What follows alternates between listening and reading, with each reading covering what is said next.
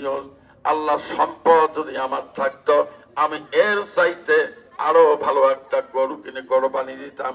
সম্পদের মানুষ আমি, একজন গ্রামের পর মানুষ, সম্পদ নাই তাই তো কোরবানি দিতে পারলাম না।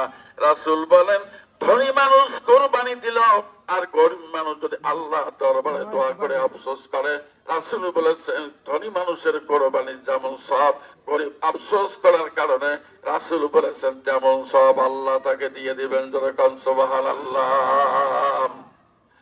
গরু জবাই করার উদ্দেশ্য নয়, আল্লাহ চায় তার প্রেমের আকর্ষণ, আল্লাহ চায় তার পরহেজগারি।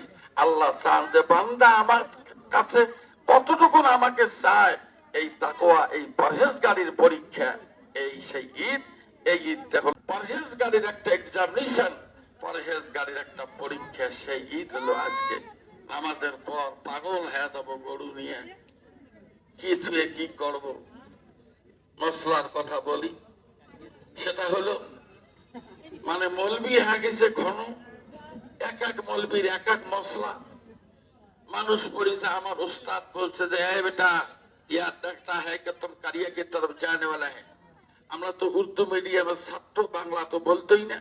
বলে ठीक है हुजूर, हम तो करिया की तरफ जाने वाला है, हम मेहरबानी करके हम जरा नसीहत फरमाइए, আমাদের কিছু জ্ঞানের উপদেশ দেন। বলে জি হ্যাঁ বেটা,